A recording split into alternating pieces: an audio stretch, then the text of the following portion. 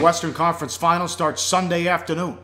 Game 1, Golden State 10, 211 the total. Cris open series price, Golden State minus 2,500 plus 1175 take back. Quick action down to $12 plus 750. 5 dimes open to 1,000. And in Las Vegas at the Westgate here, Jeff Sherman and the crew open minus 1,600 on Golden State to win the series price. Spurs in the conference finals for the 10th time in the last 20 years. And Mike Brown, Spurs assistant in the early 2000s, Teddy. It's Pop against Brown. All right, let's talk about the openers because we've seen some very interesting line movement here.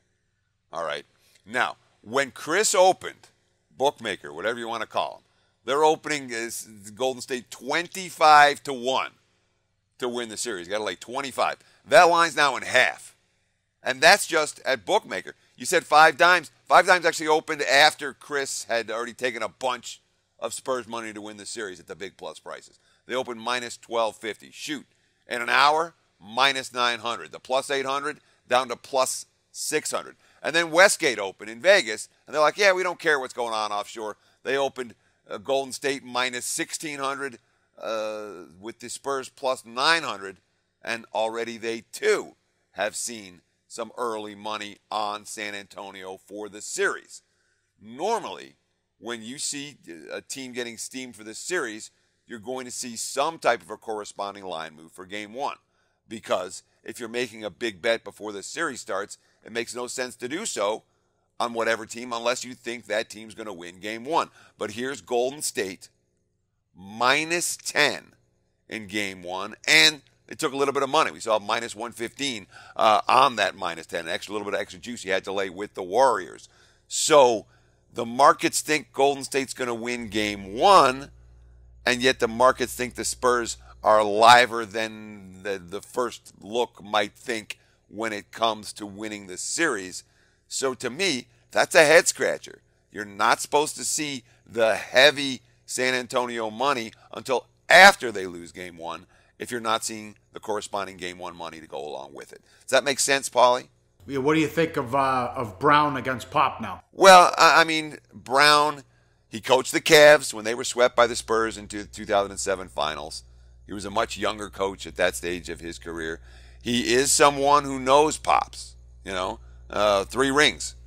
3 rings? No, I think it's 2 rings with San Antonio. And, of course, he coached here in Vegas with the Summer League teams for the San Antonio Spurs. But if you're making a line on Pops versus Brown, yeah, Pops is going to have a pretty big edge. We just saw him coach circles around Mike D'Antoni when it came to player rotations. And I know that with Mike Brown, you're not happy with some of the stuff he's done in adjusting the Warriors' player rotations. Mike Brown's a bad coach. Now I know a great system's in place. I think they'll start to miss Kerr if he's not there for the finals. Big time Joe Fortenbaugh tweet May 8th. Golden State, this is before Game 4 against the Jazz, plus 9 differential first quarter, plus 2.5 third quarter, plus 4.7 in the fourth. They've been outscored by almost 4 points in the second quarter in the playoffs. In the second quarter of Game 4, the Jazz outscored them 35-21. Let's be honest, he puts a shitty lineup out there in the second quarter with Ian Clark, Green, Thompson, Iguodala, and West. Only one guy can shoot out of that group, and it is inexcusable and Mickey Mouse in high school to sit Durant and Curry at the same time. We'll see what adjustments he makes in this series, if any. But big edge to Pop there, and maybe they get a game. I'll give them a game, maybe. Warriors in 5.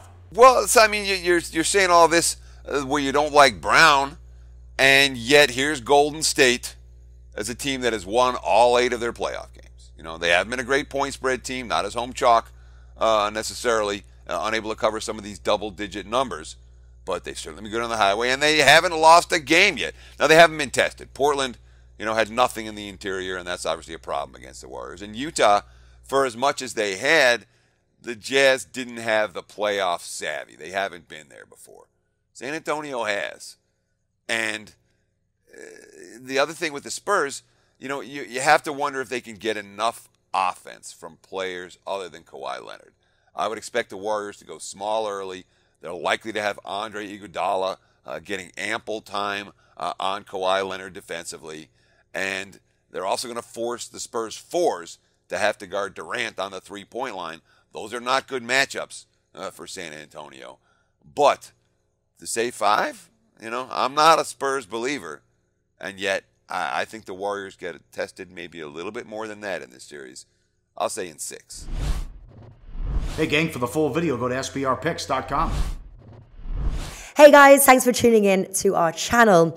Now, we've put a lot of work into producing all these free videos, so please help us out and keep all our content free for you forever by simply liking, sharing, commenting, and subscribing. Now, not to mention, a visit to our industry-leading website will warm the hearts of all our SBR employees, especially myself. Now, the links are over there to the left, so do check those out. Thanks for watching.